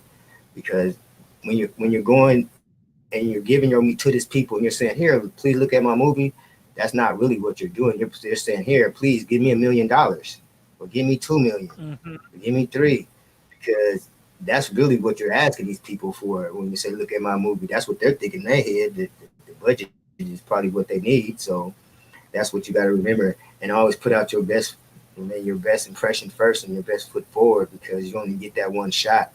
Like a guy, what just happened to me? My brother had just passed, my little bro had just passed, and There's a guy by the name of Tony. I'm not gonna give his last name, but shout out to Tony though. He's in Chicago. He was in Chicago, and what he had did for me was he put the phone call in for me to be able to talk to a guy by the name of Freeway Rick in Los Angeles. And Freeway Rick has a book coming out. He has a cannabis line, and he has a film line, Freeway Films. And sometimes people see you and see all the hard work that you have did over the past. And then they'll throw you the ball, and you gotta be able to catch that ball and run with it. because you don't get a spark every day like that, or which I call a hit. Sometimes some people might say, hey, I know this multi-million-dollar person, that this person for you to talk to, but that might not have came for another 2 years. You might have talked to Will Smith 2 years ago and didn't work out, but all that time while you're working and trying to put out stuff, you're still creating, but you might not have that connect. And then somebody sees that all the hard work that you were doing, and they have a connect, and then they'll give it to you. Like they'll call, like he called and told me, hey, I want you to talk to Freeway. I seen all the hard work. I'm sorry about your bro. All the hard work. I've been watching you, and I think that this would be a good fit for you. And I talked to him, and I told him about you, and we're going to call him. So you got to put your best foot forward and always keep working hard, because you never know who's watching you. And that's what this is all about. It's art, and remember that it's art, and keep going. Remember that it's art, and keep going. So that's what we're going to close with. Keith Lee, remember that it's art, and keep going. That's right. That's exclusive to you, brother. Yeah. Thank you. Thank you. So thank you guys so much. We want. Wait. We want to let me thank you for. We want to thank you for being on. You know, this is your third time on a TFR platform. First time we interviewed you via phone. Second time we were talking about when COVID first hit, and I had various filmmakers and music producers online, and they were talking about the COVID. And then this is the third time, but we're on #ObservationsTFR. So we appreciate you coming on again, and make sure that y'all go to Amazon and see his films, right? So what you got to say on the way out? Thank you, Mr. Keith Lee, for being with us today. You were very informative. I learned a lot, especially about what's going on in Stockton, and a lot of it mirrors what's going on in some of our other cities. I'm sure certain things that you mentioned remind me of here in Cleveland, Ohio, just some of the things that go on here. Stay encouraged. Stay putting out good material, good content. I'll be looking forward. I'll be watching it. I'll be spreading the word and getting my peoples to look at it. And thanks again for being with us today. Thank you so much. And Craig, thank you for having me on, man. It's always a blessing with you. You ask the right questions, to get it out to people. You ask the questions that the people want to hear, because sometimes people don't ask those questions that the people want to hear. So you have to be able to be a great interviewer, and that's definitely what you are. You make me feel at home all the time anyway. So thank you so much, and bless you, man, bless you. Thank you so much. Okay, blessed to you, the whole family. Condolences, I've told you that before. And, I can't wait to see the next vision, part 2, part 3, part 4, part 5, part 6. Then the next one that you do, and the next one, and the next one, and the next one, and the next one. And make sure you go over to Amazon Prime and see The West Coast, an American Dream, playing right now on Amazon Prime.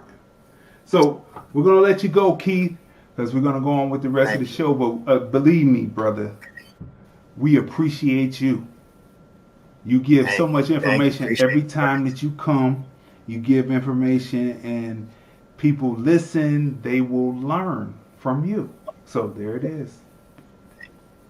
Thank you, guys. Bye, Tanya. Thank you. Bye, Craig. Bye-bye. So let's see what we do. Let's move you up. I'm going to move you up, Tanya, and change the screen just a little bit and go like this. Okay, here we are. Okay, with the look. People, you were just listening and watching Keith Lee, independent, do-it-yourself filmmaker from Stockton, California, right? Make sure that you watch his film. You will be pleasantly entertained and informed. It's like edutainment without too much of the preachy, like people always talking about preachy, but bullshit. They need to hear something. But anyway, look. Right. The West Coast, Right. an They don't want to hear it. American dream.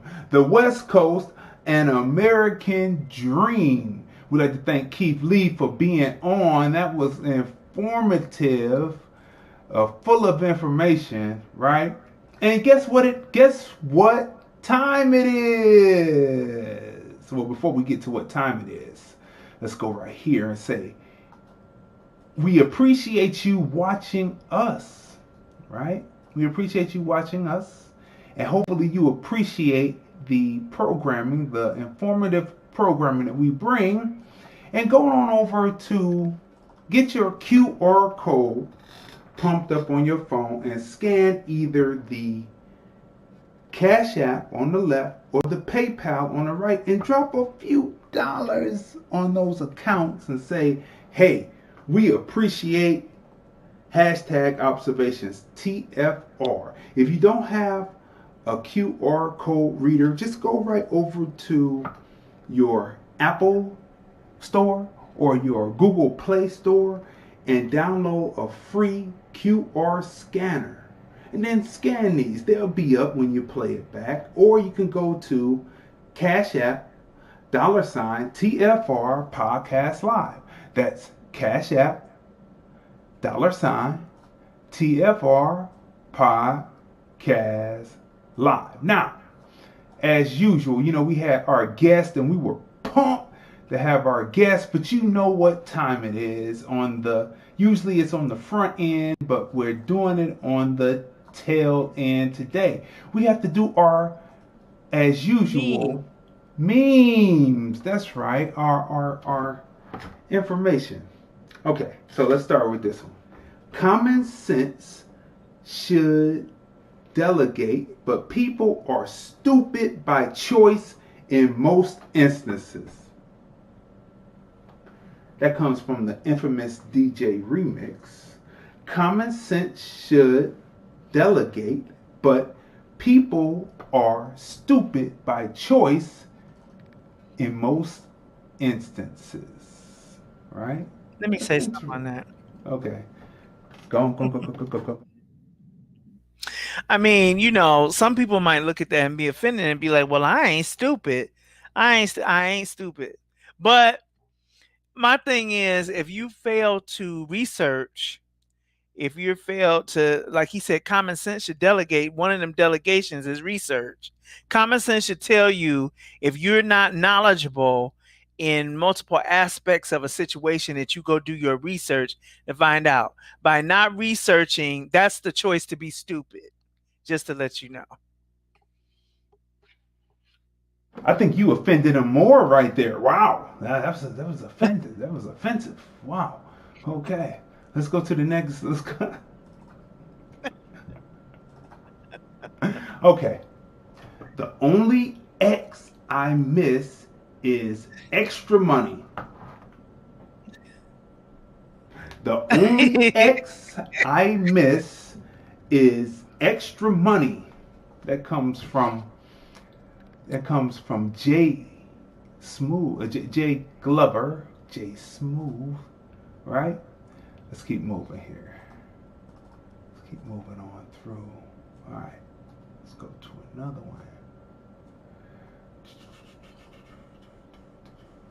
Bring this up here. Okay, this one applies to everything that we've been talking about earlier in the interview today with Keith Lee, as well as what we talk about in general, right?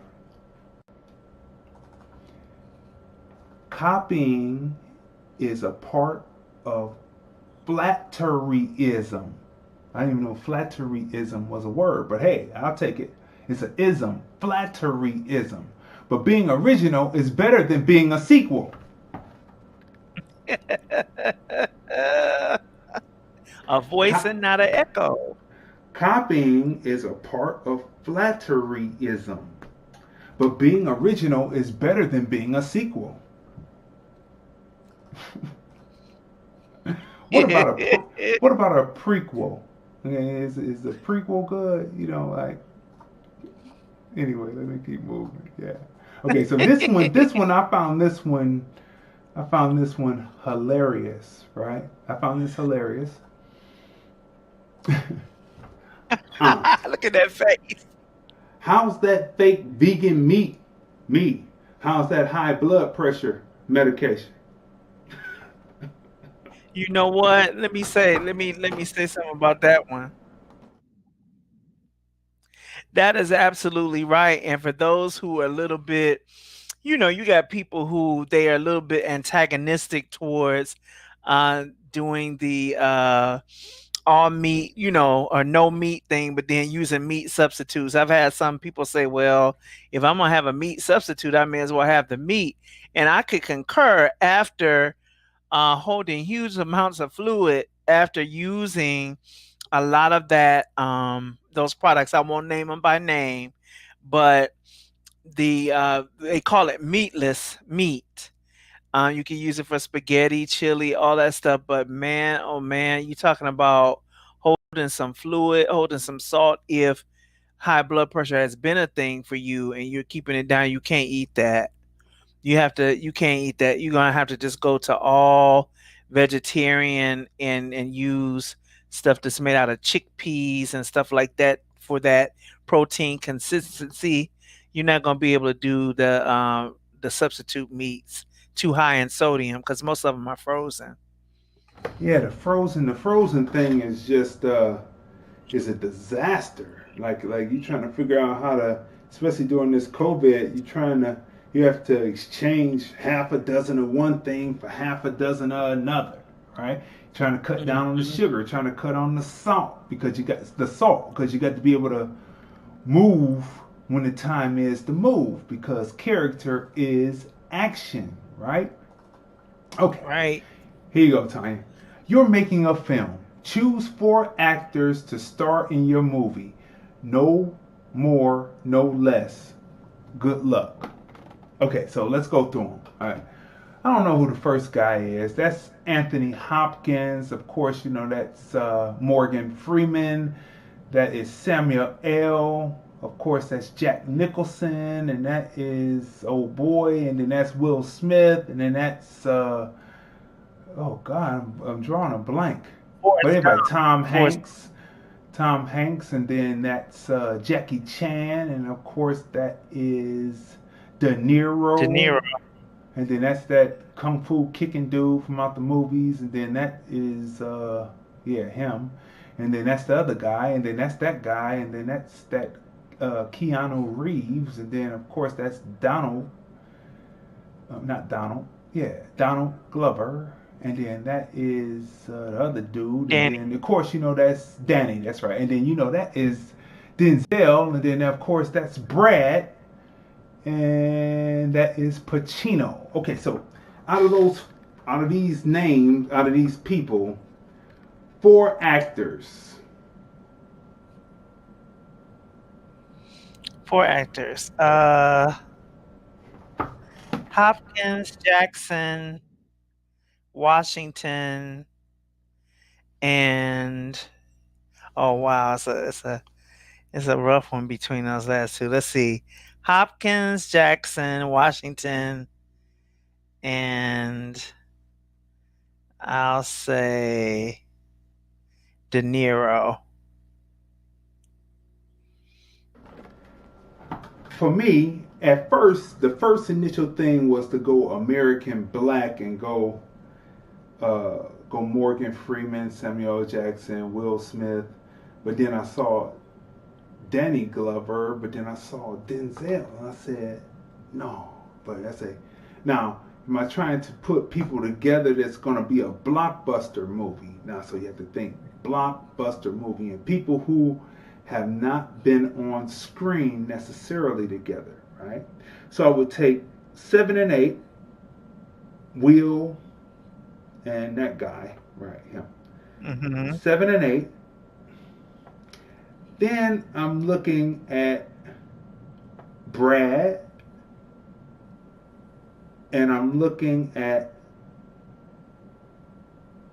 Denzel. So I'm looking at those 4. Hanks, okay, Smith, Washington, and Pitt. Okay. I think that would be an interesting movie to see, right? That'd be an interesting movie to see. But I would like to see them in their prime. All of them acting at the time in their prime. If they had to use some CGI to make them prime, you know, to give it the full weight of what it is. Because truthfully, some of them are getting long in the tooth. You know, I mean, we all do, right? Tracy said she has her picks. Okay, who did she say? She said Samuel Jackson, Bruce Willis, Denzel Washington, and Will Smith. And well, she had 5 and Brad Pitt. It's just 4. Name the first. Well, name them again so people can hear you. Samuel Jackson, Bruce Willis, Denzel Washington, and Will Smith. Now that might be interesting because you have Will does action and drama. Bruce Willis does action and drama. Denzel does more drama, but he has done some action. And Samuel's the crazy one. He does a drama crazy. Can you imagine that Samuel L. Jackson is in his 70s now? It's unbelievable. Wow. It's unbelievable. Okay, let's move on.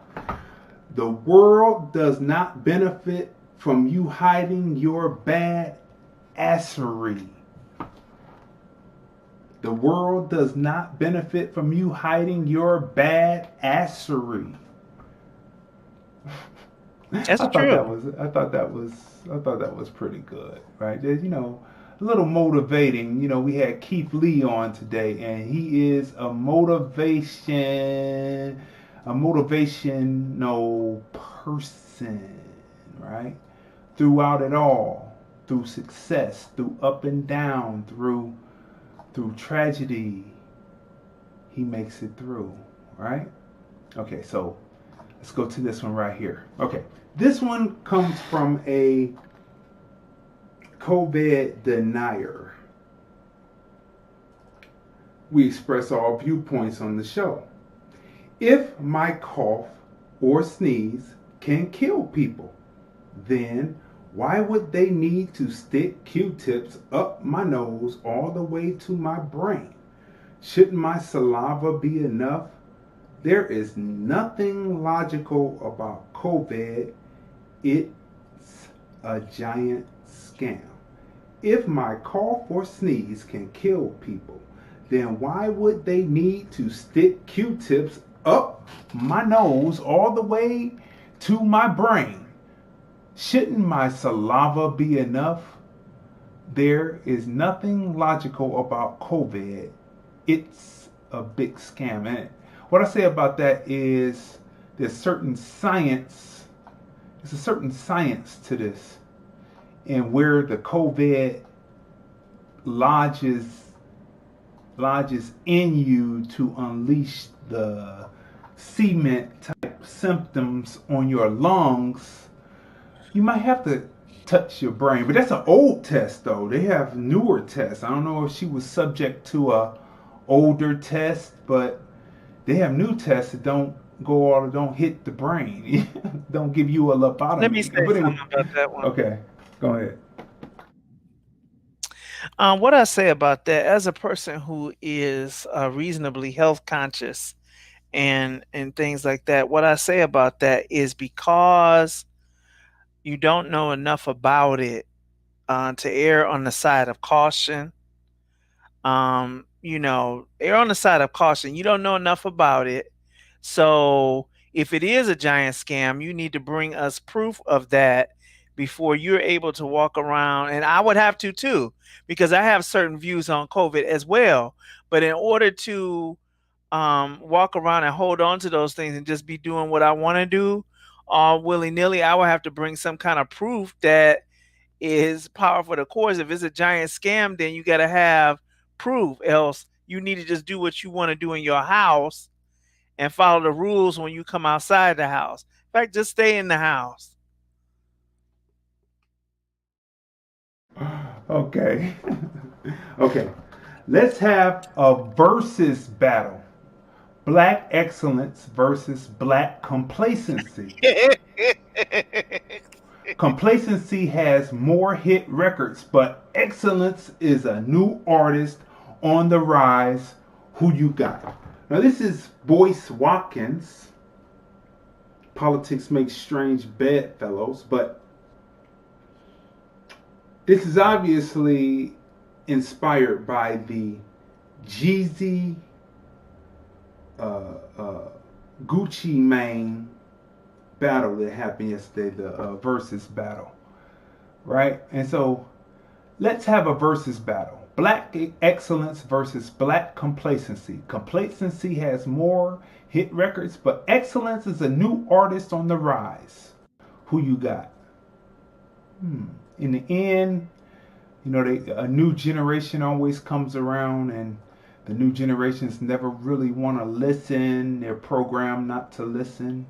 So it's probably going to be complacency, unfortunately. Okay. Next one up.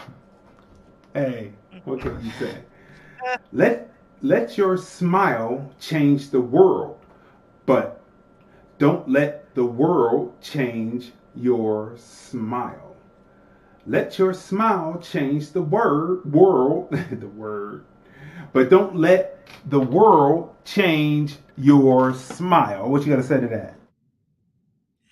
I never had it, never will. I will continue to smile, and it's not a denial of anything that may or may not be going on in my life that may be ideal or not ideal. It's about the fact that I am radical against things that speak opposite of what I speak concerning my life. I don't have no reason not to smile. I mean, yes, there are times of sadness and maybe disappointment through life, but my smile brightens up a room. I've been called in different arenas, different types of people. They just call me sunshine. They just call me that. They say I light up a room when I come in. Why? Because I come in with my smile, and it's emanating something that's coming from the inside. I'm smiling from the inside out. It's not just a mask. It's who I am. So when I come in, plus, you know, I like smiling at my own self. I got, you know, I'm a tad bit vain. So I have mirrors in every room that I sit in, and I like looking in them, and I like smiling because I know the smile is beautiful, and I love it, and it's healing. Smiling is healing for everyone. And so that innately describes who I am. That's who I am.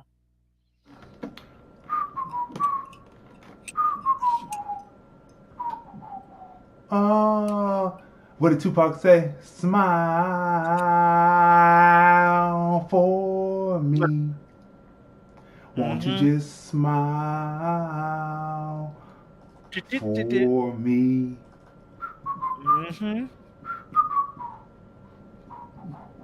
And yeah, that loop. Marry the person who calls you back after an argument just to remind you that no matter how difficult things become, they aren't going to leave you. Marry the person who calls you back after an argument just to remind you that no matter how difficult things become, they aren't going to leave you. Yep. Thought that was a good one. And the last meme of the show, which we've been talking about MCs and we've been talking about rappers, and I think that this guy that's actually a trust fund kid should have no opinion whatsoever on this situation, because he is talking, in my opinion, out the side of his dubiously two-sided, two-headed neck. Obama has reared his head in his book. He said, Obama says the bling, the women, the money in rap music could explain Trump's increased appeal to some rappers and black male voters. We didn't have no dog in that hunt, but I could tell you that what really appealed to him, to most of the so-called rappers, some rappers and black male voters about Trump, was his ability to get things done for American blacks that you never did, Obama. Obama says the bling, the women, the money in rap music could explain Trump's increased appeal to some rappers and black male voters. Are you hating that someone got out there, that someone's getting out there and making their way without having a trust fund? You know what? This was just, I mean, to read this and to look at this is disturbing and very irritating to me. It's very irritating. He says the bling, the women, the money in rap music could explain Trump's increased appeal to some rappers and black male voters. Actually, that's very insulting. It's insulting as well. So he really, really sounded like the typical privileged white man is what he sounded like. That's what it sounds like. You could take that face off of there and put any other white face on there that you want to put on there that would speak condescending concerning black people and our vote. So in other words, you're calling that demographic of black people stupid, like they wouldn't have any other thing that they could judge and judge whether they would want to vote for this man on other than those aforementioned things. And then you got the nerve to say that out your mouth in a book. And I don't know how many black people are buying it, but you are out of order, sir. You sound like what you've been rubbing shoulders with. He is extremely out of order with that statement. That was irritating to me. I had to say something. I mean, it's just out of order. The whole statement on so many different levels is out of order. Read the last two comments that just came up from Christian and Kristen and Tracy. Yeah. Kristen says somebody need to tell him. Yeah, somebody does need to tell him. And Tracy said if only Obama had invested the same energy into the black community. Well, I mean, the thing is, he wasn't investing in nothing that he couldn't identify with. He invested in exactly what he could identify with, from start to finish. He's always condescending and low talking to American blacks. He told the American black young males that you need to pull your pants up and take responsibility for your children, but there are more Caucasian males that are not in the household of their children. That's facts. Because they're more in the population. And maybe you should have done something, Obama, like drop that reparations so that people could have a fair opportunity. That's what Keith Lee was talking about. We didn't get into the reparations discussion, but really that's what that's about. When you come from communities where they cut freeways through the economic base to destroy the economic base purposefully. This is not slavery. This is not during, well, it is during Jim Crow, but this is moving into the northern cities or moving out to the West Coast to try to get away. And then what did the police do but go to Mississippi and hire people to be the police force in LA? White officers, segregationists, bigots, racists, white supremacists, right? Maybe Obama, if you had any sense, just my opinion, my observation, if you had any sense, you would quit down talking of people who have constantly, every generation, found a way to advance up, but they always find a way to knock us back down. So Obama says the bling, the women, the money, and rap music could explain Trump's increased appeal to some rappers and black male voters. Well, you know what? That sounds like a closeted gay dude. And I mean, I think he should come out the closet, because every young male likes to dress nice, have the nicer things, likes women, likes money, likes to listen to the latest music. But somehow he equates that as a negative. When Trump, what did Trump do? Trump did the First Step Act, brought people home, paid 10 years, largest payment to historically black colleges and universities. Got the First Step Act was letting people out of jail that Biden had in jail since way back then in the 90s. People of Generation X. That's what Keith Lee was talking about, what Biden did with laws. And people say, laws don't matter. I say, yes, they do, because they live on past their date that they were passed. If it was 47 years ago, those laws are still in the books, and people should get more astute about politics. What did Kristen say on the latest? She said, as soon as I shared this, the whole broadcast went down on my side. I can hear and see nothing. We know how it goes, sis. We know how it is. Wow. That's something else, right? That's something else. We got perfect streaming, though. I see it doesn't say that we're out. It doesn't say that it was ever cut. Refresh. Tell her to hit refresh. Yeah, refresh. Or you should tell her to hit refresh.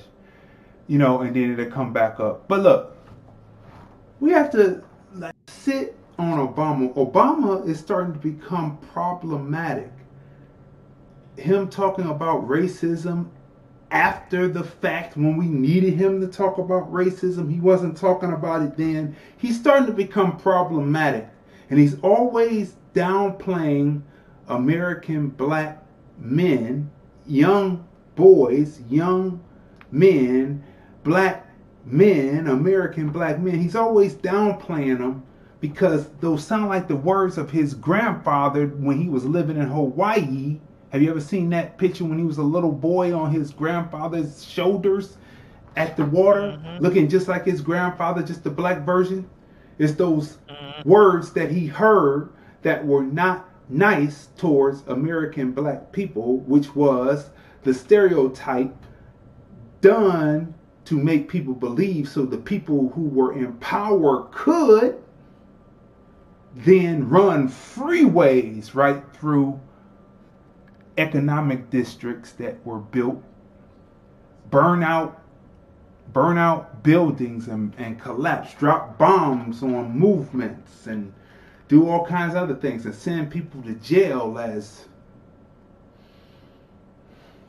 Boy, you have to sit there and really think about this. I mean, like, dude, you need to shut up. I mean, really, he just needs to shut up. He just really needs to shut up. Okay, we got 8 minutes. You got 4 minutes to close. We as American black people have to stop staying on or getting on the bandwagons of people just because they can do little things. Like, he sang some Al Green, so we identify him with being down.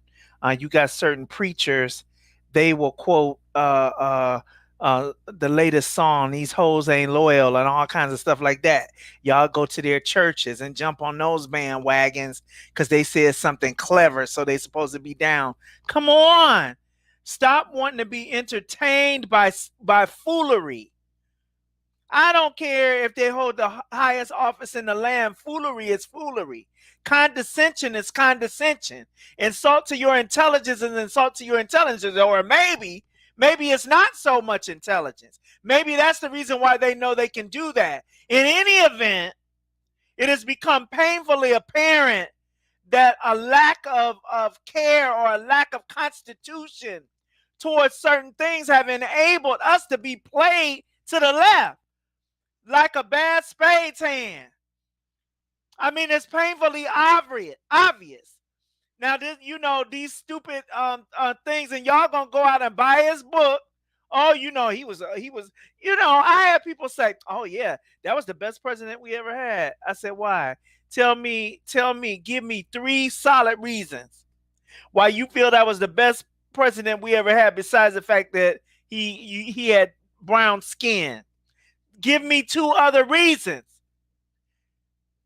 Crickets. Well, no, he just did a lot for black people. Yeah, tell me what?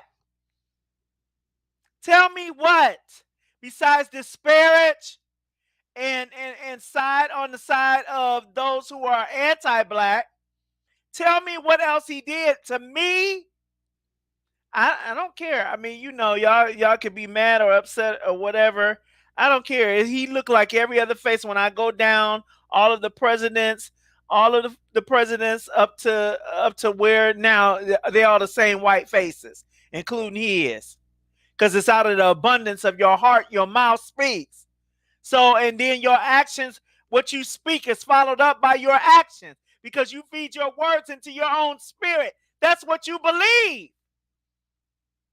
And so it's time out for that. If we're going to do anything else, what's getting ready to happen is those of us who are awake for real, not just awakening into another dream. Those of us who are awakened for real are going to leave y'all behind. And you can interpret that however you want to interpret that, but that's what's going to happen. Because me personally, this is just me. I don't have any more time for foolery. It gets on my nerves. It makes me want to say all kinds of things that I don't like to say. And so the way that I alleviate those things is I exit stage left from the program. I exit stage left. I leave people where they're at. And it's going to be a whole lot more people doing that. People who are called to lead in this time are not going to sit around and play tiddlywinks with you guys. We're going to go out and lead people who can hear. And unfortunately, it's not going to be those of you who think you think it is. It's going to be a lot of people who are common folk. They may not hold high positions in high places. They're going to be common folk with extraordinary gifts. And those are the people that's going to be led into places and do great exploits. God said his people will do great exploits. He is. Everybody ain't his. I don't care how much you say in his name. Everybody is not his. The proof is in the pudding. And so some of us are not going to be, we ain't going to be able to hang with y'all. It's going to be sayonara, goodbye. Sayonara, I love you from a distance. I have empathy for you. I have sympathy for you, but I can't hang with you. You my people, but you ain't my kind. That's what time it is. It's sad, man. Sad. It's sad. Look. This is the same thing that we're going to have to deal with the half Jamaican, half African by immigrant parents, not American black, in Camilla. I'm going to be nice. We're going to deal with this. We're going to go with a half Kenyan, half Kansas Cityan by Kansas, living in Hawaii. First time. This time, vice president, she's supposed to be black, but they're talking about only Indian from India issues. 500,000 Indians, 90,000 refugees, 1 million dreamers, and a partridge in a pear tree. Okay, look. I mean, but, brought it on yourself. Hey, what can you say? Y'all brought it on yourselves. Y'all gonna get what's coming to you. But look, you got this man doing that talk. It's garbage. His book should go to to 99-cent bin. But anyway, look, people. This has been a robust episode. It's Friday. Can you believe it? It's the 5th installment of the independent, do-it-yourself nature of filmmaking, right? Our special guest interview was Keith Lee from Stockton, California. Make sure that you go back and listen again and get your notebook, because there's a lot of information put down in there that Keith Lee drops. All right? All week we've been dropping information about auteurs, about how to make a film, the sound on a film, etc., etc., etc. Go back to number 1, start with number 1, and come all the way up to number 5. It's invaluable for the filmmaker. We are just proud that we could bring it to you, right? So this Sunday is #TFR Podcast Live.